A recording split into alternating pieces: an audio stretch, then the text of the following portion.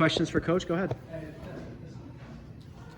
Don't be shy. I'd like to ask about the two transfer defensive backs, Braylon Oliver and Elijah Clark.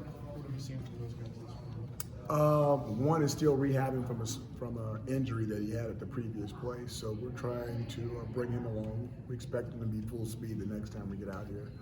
And the other one's doing okay. He did a decent job in the spring. They're still learning the new terminology, and he's going to be a little bit slower from a instinctual thing until he knows what he's going to do, until he knows the defense, so he can be more natural. So the fall is kind of their chance to work their way up the ladder, so to speak. They for both of them, yeah, but one's doing a good job right now. Yeah. Which position group have you seen the most improvement from, and why? Oh, I can't tell you that one. That's too. You got to be more specific than that. If you ask me about position group, I can talk to you about it. I think there's some good things happening on defense. The linebackers are the most experienced, so they're the guys that are causing the most issues out there. That's for sure. And then the back end or the secondary's got some cats that can make a whole bunch of plays. How about the D-line? D-line's still young. I mean, they're still. We still need those guys to come along. We probably still need a guy or two to help that group out, but they're hungry, but they're young. So you're still looking for guys in the portal and stuff for that D-line? We're looking at guys in the portal at every position. I think when you shook up your staff on the offensive side of the ball, it was enticing to bring in an OC and a quarterback's coach. I'm wondering on the defensive side of the ball, why you decided to make the change in the defensive line. Well, that's kind of like a personal thing. I'm never going to put something like that out there. But I think that getting Chris Acuff at D-line, you're getting a guy that coached the D-line in the National Football League. The last guy that he coached was Chandler Jones.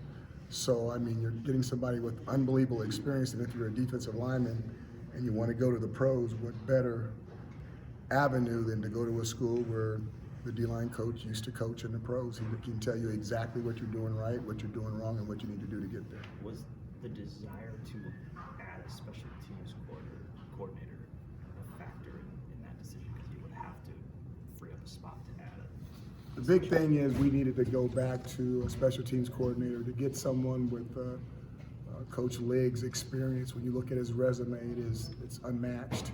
You're talking about a true professional at both levels, collegiate and professionally, and he's a fine addition to our staff. Did you have a conversation with Cole after you made that decision with Vince?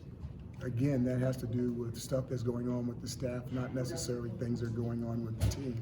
Anytime that you have a player that his father is a coach or something like that, even when they come in from the day as a freshman, they've got to understand that one side is family, the other side is business, and they have to be able to separate the two. Does it invigorate you at all? I mean, you're going to tweak your coaching staff every year, but this is probably the biggest overhaul you've had in your time here. I'm excited. There's a lot of new guys here, but there's a lot of green and growing, not red and rotten type things going on. There's new techniques, there's new thoughts, there's new voices, and I think the kids are energized as well. And we're going to see if it pays off in the long run. But right now, the energy and the things that we're getting from those new coaches is exciting. This is a little bit big picture, but I presume you've heard of the $8 million NIL deal in college football? Okay, I didn't hear the first part, but say it again. The $8 million NIL deal? I heard that part. What did you say before that? Okay, this is a little big picture, college football big Okay, picture. all right, okay, there you go. All right, so from what I know, right, there's no Syracuse person that I know of who's offering $8 million NIL deals right now. You're correct. Have you seen any change in the players that you can have conversations with, good or bad, since the NIL rule kind of came in? When you say players, are you referring to players on our team? Recruits or transfers, the players that you're trying to bring in here. Is there any difference in the caliber that are kind of considering you guys? Okay, so first of all, when you talk about NILs and stuff, you can't do that during recruiting. As far as I know, that's illegal. Okay, so you have to be able to separate the two. But it's happening, right? As I said, as far as I know, that's illegal. You have to be able to separate the two.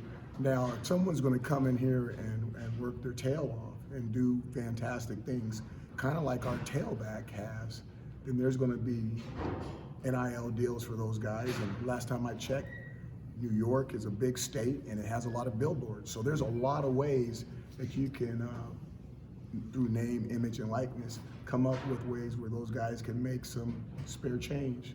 so to speak. But as far as enticing people through recruiting, I think that, as far as I know, that stuff's illegal. So it is illegal, but it appears to be happening elsewhere.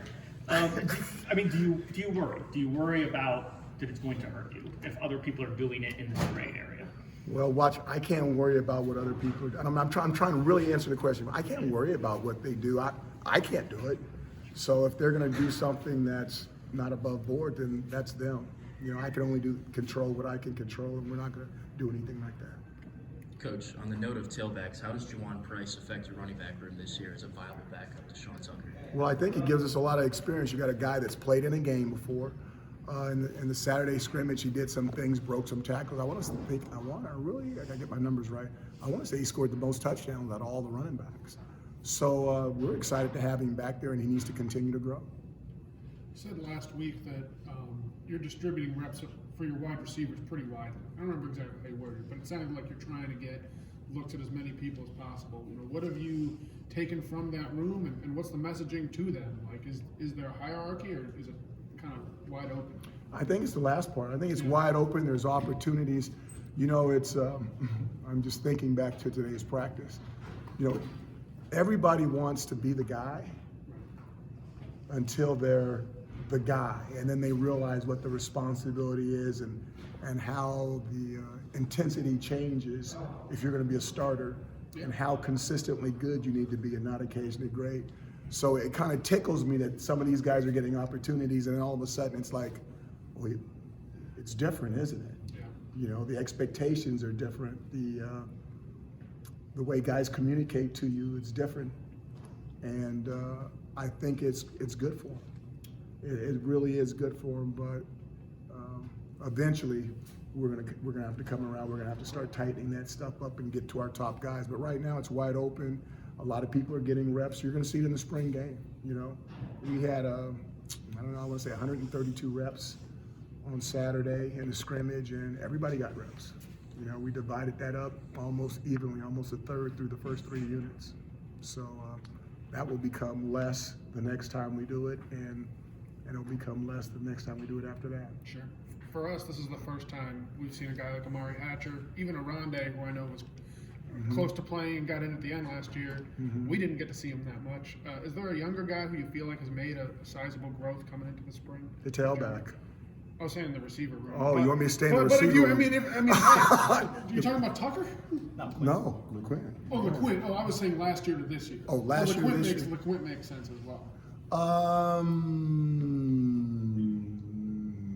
not really. It's still kind of divided out. There's some guys, they've done some things where you go, ooh, let's see if they can do that again. But now they've got to be consistent about it. They've done some occasional stuff. Sure. Now we got to see if they're going to be consistent. Well, since you brought up LeQuinn, what's impressed you so much about him? He's got some stuff to him. I mean, he makes people miss. He's got some quickness. You know, he's got to get stronger and bigger. And, you know, he's so young, which is awesome. Okay, but in fact, I don't think he turns 18 until like August. So yeah, you can check the birthday on it. I really believe that's it. But he really has some stuff to him. He's going to be good. Last two for Coach. Running back, or is there? No, right now he's strictly a running back. We'll take What two have more. you seen from CJ Hayes coming from Michigan State and developing into this offense? I think the big thing is you've got a big body presence. Okay, he's going to be a guy that's going to be able to help us in a lot of areas. Today we were in a little bit of a lull when guys weren't making plays, and then they came to him and he made some plays and picked up the offense. He's just done it before. He's done it on offense. He's done it on defense at Michigan State. So you're just talking about a guy that's just a little bit more older, knows how to go out there and perform. What have you seen from Milton Jr. Milton Jr. on the defensive line this spring? Still growing, still young, still growing. Is he in place to see some snaps? He played. He's going to get some snaps.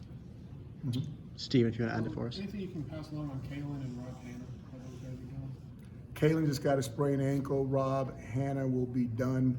He's just got a separated elbow, and he'll be fine. You mean done for the spring? Or fine Yeah, for the fall? and he'll be fine in the summertime. It's a 4 to 6 week thing. He'll be back up at May. But Kalen just got a sprained ankle. Is this the